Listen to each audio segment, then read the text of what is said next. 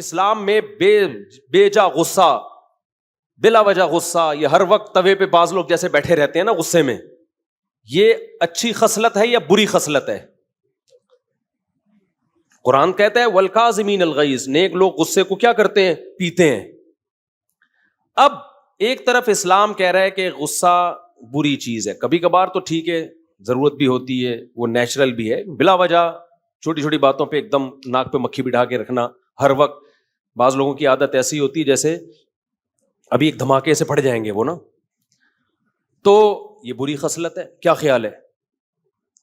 تو جب بھی کوئی عالم بزرگ غصے کا علاج کرے، جس کے پاس آپ جاؤ، تو وہ غصے کے دونوں پہلوؤں پہ غور کرے گا کہ ایسا تو نہیں ہے کہ آپ کو غصہ کسی روحانی وجہ سے آ رہا ہو، آپ میں تکبر ہے۔ غصہ جس کو زیادہ آتا ہے نا، دو وجوہات ہوتی ہیں، ایک روحانی وجہ کا مطلب اس میں تکبر ہے، اس کے اندر اس کو یہ غلط فہمی ہو گئی ہے کہ میں بہت نیک ہوں۔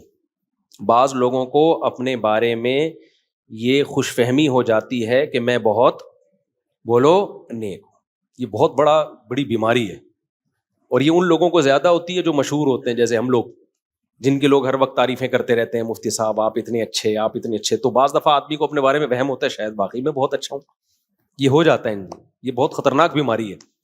اس کا نقصان یہ ہوتا ہے کہ پھر اگر کوئی آپ سے غلطی ہوتی ہے نا، اور کوئی کہتا ہے آپ سے یہ غلطی ہوئی، تو آدمی کی کھوپڑی گھومتی ہے، وہ کہتا ہے میں کیسے، مجھے تو اتنے لوگ میرے ہاتھ چومتے ہیں، وہ بھی مجھے اچھا کہہ رہا تھا، وہ بھی اچھا کہہ رہا تھا، وہ بھی اچھا، تو یہ میں کیسے؟ بھائی دل چاہ رہا ہے تیرے رکھ کے میں تھپڑ لگاؤں۔ بھائی جتنا بھی اچھا ہو جائے، یہ کسی کتاب میں لکھا ہوا ہے کہ اب آپ سے کوئی غلطی نہیں ہو سکتی؟ یہ کسی کتاب میں لکھا ہوا ہے؟ لکھا ہوا بھی ہوتا تو وہ کتاب میں غلط لکھا ہوا ہے، اس کا مطلب ہے، ٹھیک ہے نا؟ تو یہ جن لوگوں کو ایسے غصہ آتا ہے نا، یہ روحانی مسئلہ ہے ان کے ساتھ، ان کو اپنے بارے میں بل الانسان علی نفسہ بصیرہ، قرآن کہتے ہیں انسان اپنے بارے میں باخبر ہوتا ہے، اس کو پتا ہوتا ہے میں کتنے پانی میں ہوں، لیکن وہ اپنے بارے میں اپنی رپورٹ کے بجائے دوسروں کی رپورٹوں پہ اعتماد کرتا ہے۔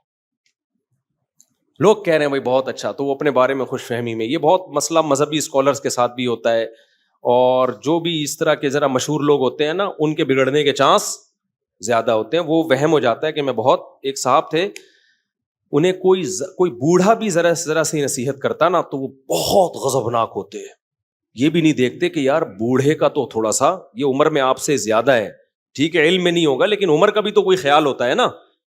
ایک نوجوان عالم کو جب کوئی بوڑھا تنبیہ کر رہا ہو تو اس عالم کو اپنے علم کو ایک طرف رکھ لینا چاہیے، اس بوڑھے کے بڑھاپے کا خیال کر لینا چاہیے کہ یار بڑے بزرگ ہیں، چھوڑو ڈانٹ کھا لو تھوڑی دیر کے لیے۔ تو وہ جو ان عالم کو نا بہت زیادہ غصہ آتا تھا، کوئی بھی نصیحت کرے بہت زیادہ غصہ آتا تھا، تو میں بڑا پریشان تھا کہ یار ان مولانا کو ہو کیا گیا ہے، کوئی ذرا سی بات کرتا ہے ایک دم ایسے، اور بات بھی صحیح کر رہا ہوتا ہے وہ۔ تو کسی نے بڑا اچھا تبصرہ کیا، انہوں نے کہا اصل میں ان مولوی صاحب کو اپنے بارے میں یہ وہم ہو گیا ہے کہ میں بہت نیک، بعض دفعہ ہو جاتا ہے انسان ہے، تو یہ وہم دور کرنے کی ضرورت ہے کہ حضرت آپ کو بہت زیادہ نیک نہیں ہے، ایسے ہی ہیں جیسے سب لوگ ہوتے ہیں۔ اب اس کا مطلب یہ نہیں کہ آپ علماء کو جا کے بتانا شروع کر دیں حضرت آج ہمیں پتہ چلا آپ اتنے ہیں نہیں، تو آپ کا کام علماء سے عقیدت محبت ہی ہے، سمجھ رہے ہو؟ ہاں کوئی واضح غلطی نظر آئے 2 اور 2 4 کی طرح تو اس پہ ایک دفعہ تنبیہ کر دی جائے، لیکن خود عالم کی تو ذمہ داری ہے نا وہ اپنے بارے میں غور کرے، حد سے زیادہ خوش فہمی میں مبتلا نہ ہو۔ تو غصہ ختم کرنے کا ایک روحانی بھائی یہ وجہ ہے، تو جو بزرگ ہوں گے، سچی مچی کے بزرگ ہوں گے، وہ آپ کے اس ٹیکنیکل فالٹ کو دور کریں گے، آپ کے اندر سے خود پسندی کو ختم کریں گے کہ بھائی نارمل رہو، جیسے سارے ہیں نا ایسے ہی بن کے رہو۔ دوسرا، غصے کا بعض دفعہ سبب کوئی روحانی سبب نہیں ہوتا، جسمانی سبب ہوتا۔ آپ بلڈ پریشر کے مریض ہیں تو ظاہر ہے آپ کو بات بات پہ بولو غصہ آئے گا، تو جو اللہ والے بزرگ ہوں گے وہ آپ کے غصے کے علاج کے لیے یہ بھی کہیں گے کہ بھائی ڈاکٹر کو بھی دکھاؤ، کوئی جسمانی بیماری تو نہیں ہے کہ ہر تھوڑی دیر کے بعد آپ کی رگ پھڑکنا شروع کر دیتی ہے، بیٹھے بیٹھے ایسا لگتا ہے جیسے کسی نے نیچے سے چولہا جلا دیا ہو۔ کیا خیال ہے بھائی؟ بعض لوگ ہوتے ہیں بیٹھے بیٹھے نا ایسا لگتا ہے کوئی چولہا جلا کے چلا گیا ہے، آرام سے بیٹھے ہوئے تھے ایک دم پتہ نہیں کیوں پھٹکنا شروع ہو گئے، ہوتا ہے کہ نہیں ہوتا؟ تو وہ کیا ہے بھائی؟ یا تو بلڈ پریشر کی بیماری ہے، یا اعصابی کمزوری ہے، پٹھے کمزور ہو گئے ہیں، مسل کمزور ہو گئے ہیں، برداشت ختم۔ بڑھاپے میں غصہ زیادہ آتا ہے، تبھی تو اللہ نے بوڑھے والدین کے بارے میں کہا کہ اگر وہ جھڑکیں تو آگے سے اف مت کرو، کیونکہ بوڑھے ہو گئے ہیں، اب ان میں برداشت ختم ہو گئی ہے۔ تو غصے کا آپ کی صحت سے بہت گہرا تعلق ہے۔ تو اب مجھے ایک بات بتاؤ، جو یہ چاہتا ہے کہ میں جنت میں جاؤں اور بلا وجہ غصہ نہ کروں، تو شریعت کے اس حکم پہ چلنے کے لیے اس کو اپنا روحانی علاج بھی کرانا پڑے گا۔ روحانی سے وہ ٹوپی ڈراموں والا عاملوں کا نہیں، ان کو تو خود علاج کی ضرورت ہے۔ تو اب مجھے ایک بات بتاؤ، جو جہنم سے بچنا چاہتا ہے اس کو اپنے غصے پہ کنٹرول کرنا پڑے گا کہ نہیں پڑے گا؟ تو کیا اس کے لیے صرف روحانی علاج، یہ روحانی سے مراد تکبر ختم کر دے، دنیا کی محبت ختم کر دے، صرف یہ کافی ہوگا؟ یہ جسمانی علاج کی بھی ضرورت ہے کہ نہیں ہے؟ یقیناً ہے، جسمانی علاج کی بھی ضرورت ہے۔ تبھی تو ہمارے نبی صلی اللہ علیہ وسلم نے عبادت میں اعتدال کا حکم دیا، فرمایا تمہاری جان کا بھی تم پر حق ہے۔ بعض صحابہ پوری رات نماز پڑھتے تھے، تو نبی نے ان کو منع کیا۔ وجہ اس کی کیا ہے؟ بھائی آپ کی صحت خراب ہوگی تو آپ کا گھر والوں کے ساتھ ایٹیٹیوڈ خراب ہوگا، آپ ڈپریشن میں کوئی الٹا کام کرو گے جا کے۔ فوجیوں میں دیکھو نا، رات کو ٹائم پہ سلایا جاتا ہے، وہ سلانا بھی گورنمنٹ کی طرف سے پابندی ہے، سوئے گا تو، ان کو پتا ہے نہیں سوئے گا صبح اٹھ کے کیا کرے گا۔ جو جنگ لڑنے والے ہوتے ہیں یا جہاں بھی سیکیورٹی کا مضبوط نظام ہوتا ہے نا، تو اس میں ملازمین کو سلانا بھی پابندی ہوتی ہے۔ سونا ہم جب مدرسے میں پڑھتے تھے نا، تو ہم پہ یہ بھی پابندی تھی کہ آپ نے اتنے بجے لازمی سو جانا ہے۔ مجھے یاد ہے میرے استاذ بہت زیادہ اس بات پہ سختی کرتے تھے کہ دوپہر قیلولہ کیا ہے کہ نہیں کیا۔ ان کو پتا ہوتا ہے ان کمبختوں نے اگر دوپہر نہیں سوئے نا تو یہ پڑھیں گے نہیں، پھر یہ تھکے تھکے رہیں گے، پڑھائی میں دل نہیں لگے گا ان کا۔ تو یہ خوب سمجھ لیں، مذہب پہ چلنے کے لیے، اللہ کو راضی کرنے کے لیے جیسے روحانی بیماریوں کا علاج کرنا ضروری ہے، ایسے ہی جسمانی بیماری کا علاج بھی ضروری ہے۔ اس کے بغیر آپ مذہب پہ نہیں چل سکتے۔ تو جیسے غصہ اسلام میں بری چیز ہے، خوش اخلاقی اچھی چیز ہے۔ نبی صلی اللہ علیہ وسلم نے فرمایا قیامت کے دن میرے سب سے قریب وہ ہوگا جس کے اخلاق سب سے اچھے ہوں گے۔ تو کیا مطلب سارے بلڈ پریشر کے مریض نبی کے ساتھ ہوں گے قیامت کے دن؟ بولو نا بھائی، نہیں، بلڈ پریشر والوں کا وہ تو کہاں ہوں گے، وہ تو اچھے اخلاق ان کے بہت مشکل ہے نا۔ اسی طرح یاد رکھو، ہاں ایک اللہ کی طرف سے بیماری مسلط ہو گئی، اس پہ تو پھر صبر کا ثواب ملتا ہے، وہ تو اللہ کی، جیسے ایوب علیہ السلام ساری زندگی بیمار رہے ہیں، اس میں ایوب علیہ السلام کا قصور نہیں تھا، وہ بیماری کس کی طرف سے تھی؟ اللہ کی۔ اور علماء کہتے ہیں ایسی بیماری میں صبر کی توفیق بھی ملتی ہے، جس میں انسان کی اپنی حماقت نہ ہو، بلکہ یہ کس کی طرف سے ہو؟ اللہ کی طرف سے ہو۔ ہماری بیماریاں ہماری اپنی حماقتوں سے ہیں، اللہ کی طرف سے نہیں ہیں، اپنی حماقتوں سے ہیں۔ تو اب میں یہ اتنی لمبی تمہید کے بعد آپ سے عرض کر رہا ہوں کہ اسی طرح جیسے اسلام میں غصہ حرام ہے، بد اخلاقی حرام ہے، اسی طرح اسلام میں سستی بھی کیا ہے؟ بولو، حرام۔ سست آدمی نماز پڑھ سکتا ہے؟ نہیں۔ فجر میں دیکھ لو، فجر میں کسی بھی مسجد میں پکے نمازیوں کا ریشو دیکھو، عام لوگوں کی بات نہیں میں کر رہا، کتنے تھوڑے نمازی ہوتے ہیں۔ تو یہ کیا اس کی علامت ہے کہ اتنے جو تھوڑے نمازی ہیں یہ اس لیے ہیں کہ قوم چست بہت ہے، ایکٹیو بہت ہے، نمازیوں سے نہیں اٹھا جاتا، نمازیوں سے فجر میں نہیں اٹھا جاتا، کیوں؟ سست ہیں۔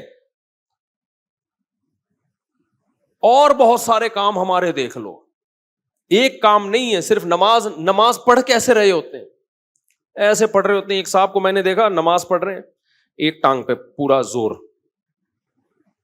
پھر تھوڑی دیر میں یہ والی ٹانگ ہلکی، دوسری، ابے تجھ سے سیدھا کھڑا نہیں ہوا جا رہا یار، اللہ کے سامنے تم کھڑے ہو، اتنی سستی، یہ سستی ہے نا بھائی۔ سست آدمی کبھی سیدھا کھڑا ہو سکتا ہے؟ بولو، وہ ٹیڑھا میڑھا ہی ہوگا۔ ہمارے شیخ حضرت مفتی رشید احمد صاحب رحمہ اللہ جب بیان کرتے تھے نا تو ٹیک لگا کے نہیں کرتے تھے، حالانکہ ان کی عمر 75-76 سال میں بھی ایسے کمر سیدھی رکھ کے بیٹھتے تھے یوں, اور کوئی ٹیڑھی کمر کے ساتھ بیٹھا ہوتا تھا نا, یوں کر کے اس کو ڈانٹ کے سیدھا کر دیتے تھے. حضرت کو ہم نے نہیں دیکھا کبھی سیڑھیوں سے اترتے ہوئے سہارا لیا ہو, سیڑھیوں پہ چڑھتے ہوئے بھی ایسے ٹھک کر کے جاتے تھے. آج کیا ہے, پہلی منزل پہ جانا ہے لفٹ کے ذریعے جا رہا ہے. ابے 2 سیڑھیاں چڑھ لے, یہ بہت ضروری ہے تیرے لیے, تھوڑے سے گھٹنے ایکٹیو رہیں گے نا. ابھی ایک کارپینٹر کو میں نے اپنے گارڈ کے ساتھ انڈا موڑ بھیجا. یہ انڈا موڑ یہ جہاں سے یعنی قریب ہی ہے, میرا خیال ہے 0.25 کلومیٹر ہے یہ. وہ کارپینٹر آدھے راستے میں بیٹھ گیا کہ تھوڑا ریسٹ کرنے دو, 0.25 کلومیٹر چلنے کے لیے. کتنا ہے؟ 100 میٹر نہیں, 100 میٹر سے تھوڑا زیادہ ہے. چلے اس پہ ہم بعد میں ڈسکس کریں گے. ٹھیک. وہ بیٹھ گیا بیچ میں, جوان آدمی. تو یہ قوم کی حالت ہے, تو یہ جہاد کرے گی؟ یہ جہاد کرے گی؟ تو سستی اسلام میں بری چیز ہے. چستی کیا ہے؟ میں بھی چستی پہ اتنے بیانات کر رہا ہوں, آپ یہ نہ سمجھے مفتی صاحب پتہ نہیں کتنے ایکٹیو ہوں گے, ہم بھی آپ جیسے ہی ہیں, لیکن بات تو وہی کریں نا جو ٹھیک ہو. کیا خیال ہے؟ تو اب مجھے ایک بات بتاؤ, جب ہمیں صحابہ میں کوئی سس نہیں ملتا, اور اتنی قربانیاں سس لوگوں کا کام ہے ہی نہیں جو قربانیاں صحابہ نے دی. خالد بن ولید نے روم اور فارس کے بخی ادھیڑ کے رکھ دیے تھے. ہمارے مجاہدین جو ماضی میں ہم لوگوں نے دنیا فتح کی ہیں, فرانس تک پہنچ چکی تھی ہماری فوجیں, اور ادھر فتح کرتے کرتے شام, اور ادھر ایسٹ کی طرف انڈونیشیا, ملیشیا, یہ ساری اسلامی سلطنتیں یہ تو بہت پہلے اسلام میں داخل ہو چکی ہیں. کابل تک مسلمان فوجیں حضرت عثمان کے دور میں آ چکی تھیں, وہاں صحابہ کی قبریں ملتی ہیں. ازبکستان, آذربائیجان, یہ سب حضرت عثمان کے دور میں فتح ہو چکا تھا. تو یہ سس لوگوں کا کام ہو سکتا ہے؟ اگر نبی صلی اللہ علیہ وسلم صحابہ کو ربیع الاول کے حلووں پہ ڈال کے چلے گئے ہوتے کہ تم محرم میں اتنا حلیم کھایا کرو, ربیع الاول میں اتنی دیگیں کھایا کرو, جب بچہ پیدا ہوا کرے تو مٹھائی کے اتنے ڈبے کھا لیا کرو, تو آپ مجھے بتاؤ روم اور فارس اور آذربائیجان, ازبکستان یہ فتح ہوتے؟ بولو نا. تو مذہب پہ چلنا ممکن ہی نہیں ہے سست آدمی کے لیے, سمجھ رہے ہو نا. اس سے فجر میں اٹھا جائے گا, اٹھ کے آئے گا تو ایسے لگے گا جیسے قبر سے کسی نے مردہ اکھاڑا ہوا ہے. آپ دیکھ لو نا, جو سست بچے ہوتے ہیں آپ ان کو اٹھاؤ تو صحیح, ایسے مرے ہوئے آ رہے ہوتے ہیں جیسے تجھے پھانسی کے پھندے کی طرف لے کے جا رہے ہیں, ہم پھانسی گھاٹ کی طرف لے کے جا رہے ہیں. پھر آگے بیٹھے گا تو وضو خانے میں بیٹھ جائے گا, وہیں جھومتا رہے گا بیٹھ کے. پھر وضو خانے سے اس کو اٹھاؤ گے, آگے کھڑا ہوگا, پھر عجیب اسٹائل سے کبھی ایک پاؤں پہ سہارا لے کے ادھر, کبھی ادھر, کبھی پھر ناک میں کھجا رہا ہے, کبھی کان میں انگلی گھما رہا ہے. نہ نماز میں خشوع و خضوع, نہ وضو تمیز سے ہوگا اس کا. عجیب. تو یہ کیا ہے بھائی؟ یہ کسی کام کا نہیں ہے, یہ امت پہ بوجھ ہے, یہ نمازیوں کو بدنام کر رہا ہے.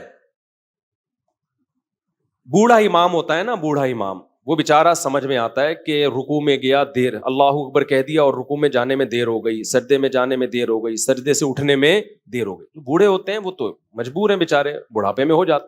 میں نے جوان امام دیکھے ہیں, سجدے میں جا رہے ہیں, اللہ اتنا لمبا اللہ اکبر کہ پبلک سجدے میں پہلے پہنچ چکی ہے, امام صاحب ابھی راستے میں پہنچے. یار آپ تو 30-35 سال کے ابھی ینگ ہو, آپ اتنا لیٹ پہنچ رہے ہو, سردے میں اتنا لیٹ پہنچ رہے ہو. اور چلو شادیوں میں دولہا اپنی شادی میں لیٹ آتا ہے, میں تو نکاح پڑھاتا ہوں نا یہاں, دولہا لیٹ آدھا گھنٹہ 1 گھنٹہ. میں کہتا ہوں جس کمبخت کو اس کی شادی موٹیویٹ نہیں کر سکی ٹائم پہ پہنچنے کے لیے, وہ باقی کون سے کام ٹائم پہ کرے گا؟ یا تو بیزار ہے, تیری پسند کی شادی نہیں ہو رہی, یا تو سست ہے کہ پسند کا کام بھی اتنی سستی سے ہو رہا ہے. یہی وجہ ہو سکتی ہے نا بھائی تیری. کبھی چلو حادثہ بھی ہو جاتا ہے, ٹریفک جیم ہے, کوئی مسئلہ ہو گیا, لیکن نارملی بھی لوگ یہی کر رہے ہوتے ہیں. ہم بیٹھے ہوئے ہیں یا نکاح پڑھانے, ہم ٹائم پہ پہنچے ہوئے ہیں, حالانکہ میری نہیں ہو رہی شادی, پھر بھی میں ٹائم پہ پہنچا ہوا ہوں. اور اگلا کیا کر رہا ہے جو دولہا ہے 1 گھنٹہ لیٹ 1.5 گھنٹہ لیٹ. بس کر یار, تو نماز کیسے ٹائم پہ پڑھے گا جب تیری جو شادی جس میں اتنی دلچسپی ہے تجھے وہ تو اتنی لیٹ کر رہا ہے, گھنٹہ بعد پہنچ رہا ہے تو یہ مقصد کہ یہ قوم سست ہے یا نہیں ہے, مجھے یہ بتاؤ. یہ خدا کی قسم بہت بڑا عیب ہے ہمارے اندر, اس کو ہلکا مت سمجھو, بہت بڑا عیب ہے. نبی صلی اللہ علیہ وسلم کو سستی پسند نہیں ہے, اور آپ صلی اللہ علیہ وسلم کی صحیح بخاری کی حدیث ہے, آپ صلی اللہ علیہ وسلم نے فرمایا, ہم خطبوں میں یہ حدیث سنتے ہیں نا, خیر القرون قرنی ثم الذین یلونہم ثم الذین یلونہم, یہ بہت زیادہ ہم نے سنی ہے حدیثیں. آپ کو پتہ ہے پوری حدیث ہم نے نہیں سنی, ہم یہاں تک حدیث سنا کے بریک لگا دیتے ہیں. ہمیں پتہ ہے آگے ہم نے بیان کی تو ہو سکتا ہے میرے ہی خلاف جا رہی ہو وہ حدیث, کیونکہ میرے ابھی دفتر میں بھی مٹھائی کا ڈبہ رکھا ہوا ہے, نیت خراب ہو رہی تھی میری بھی. تو نبی صلی اللہ علیہ وسلم نے فرمایا سب سے بہترین امت میری یعنی صحابہ کی, پھر ان کے بعد والی بھی سب سے بہترین یعنی تابعین کی, پھر ان کے بعد والی بھی یعنی تبع تابعین کی. فرمایا اس کے بعد شر پھیلے گا, اور شر میں آپ نے 2 چیزوں کو خصوصیت سے ہائی لائٹ کیا. فرمایا ایک جھوٹ پھیل جائے گا, نمبر 2 موٹاپا پھیلے گا.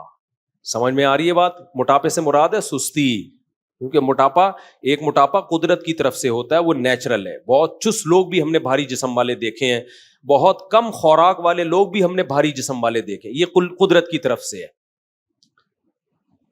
کسی کا پیٹ نکلا ہوا ہو تو اس سے بدگمان ہونے کی اجازت نہیں ہے. نیچرلی بھی لوگوں کا پیٹ ہوتا ہے, کسی بیماری کی وجہ سے نکل جاتا ہے. میں نے ایسے علماء دیکھے ہیں 24 گھنٹے میں ایک ٹائم کھاتے ہیں, وہ بھی بہت ہلکا, لیکن پیٹ نکلا ہوا ہے ان کا, وہ قدرت کی طرف سے ہے. صحابہ میں بھی ایسے تھے, بعض بھاری جسم کے, بعض دبلے جسم کے. لیکن یہاں وہ موٹاپا مراد ہے. تمام محدثین کی بات لکھتے ہیں, اس سے نیچرل جو موٹاپا ہوتا ہے وہ مراد نہیں ہے. یہاں وہ موٹاپا مراد ہے جو کھانے کی وجہ سے ہوا ہو. سمجھ میں نہیں آ رہی بات؟